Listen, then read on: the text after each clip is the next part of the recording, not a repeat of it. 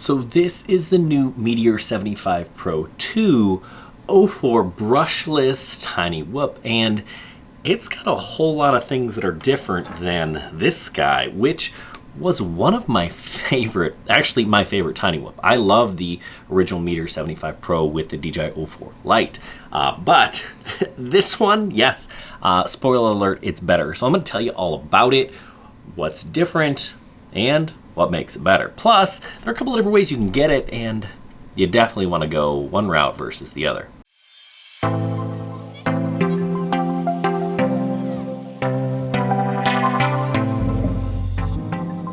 What's going on? I'm Jack. This is Half Chrome. If you're new to the channel, welcome. I do drone reviews. They're not all rainbows and sunshine. I'm going to tell you what I like and what I don't. This one actually going to be lots of rainbows because this thing is pretty awesome. I'm a big fan of the Meteor Pro lineup, and this one is the best one they've made to date. And the biggest, most important difference is, of course, this wide angle DJI O4 camera. So it is the Lite system with the wide camera, and that makes a huge difference when you're flying. The original one here has a field of view of 117 degrees, and you get 159 degrees with the wide angle. It just makes flying so much easier. You're looking at a comparison here. I put these drones in the same place and just kind of recorded a spot so you can see how much more you're gonna see with this new one. But with that, they also redesigned this canopy. They moved the camera forward so it's gonna get less props in view, and these isolation dampeners do a better job of kind of taking out some of those jitters. Now, one of the bigger complaints I had with the old one here is when I was flying outside, I got some jello. I flew this one on a pretty darn sunny day, no jello. So this canopy is doing a better job for sure. Now here is the biggest downside. In a crash, this new frame being on these soft mounts, they're gonna pop out, and you have to kind of get a tweezers to kind of pull them back into place.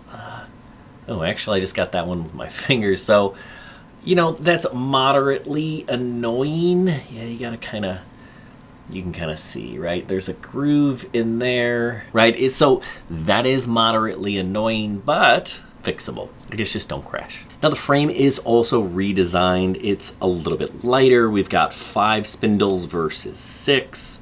Now, I haven't had it long enough to tell you how durable it is, but it seems just fine. I mean, I've crashed this thing a handful of times, of course, already, but this isn't, I wouldn't say, a full review, more of like a first impressions. I gotta run some more battery packs through this thing, and I will because it's such a blast to fly. So you're gonna get some footage of me flying this both inside and outside, and it does pretty well in both occasions. Now, no, I'm not a professional pilot, and yes, I crash quite a bit.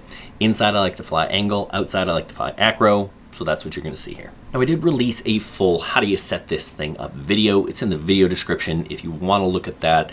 Really, I kind of set up most of my quads the same way, but if you want me to walk through how to set this up, including activating the DJI Air unit, it's there for you. Now, these motors are also new. They are 1102 21,000 kV brushless motors, and they're packing a pretty decent pop. I enjoy this drone. It is great to fly both inside and outside.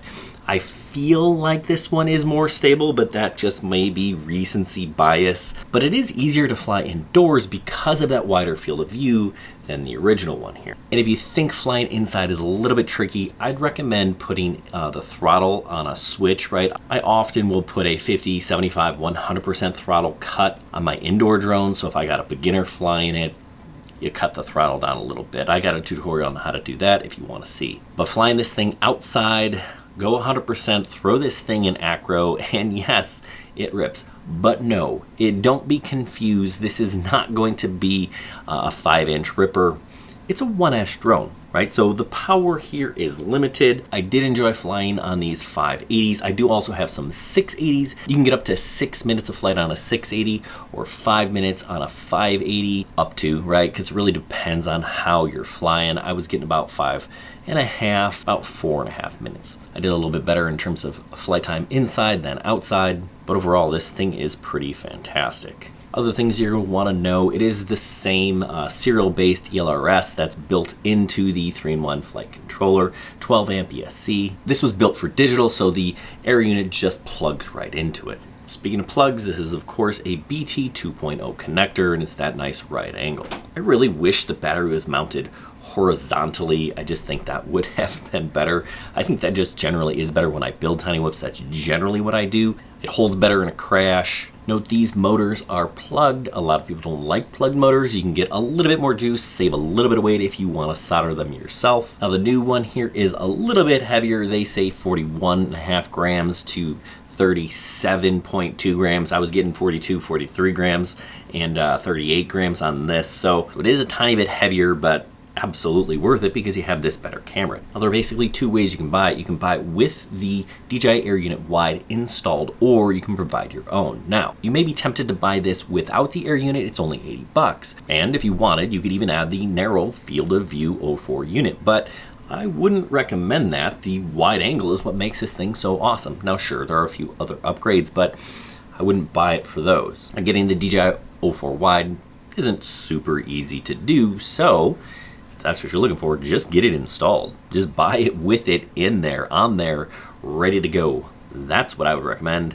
That's the easiest way to do it. They do make a Meteor 65 or a smaller version of this. Honestly, if you're gonna go DJI, I love the 75 millimeter factor. Actually, this is 80 millimeters, and this one's almost 81. But, so this is actually a tiny bit smaller, but it's not really 75, it's 80. Does that matter?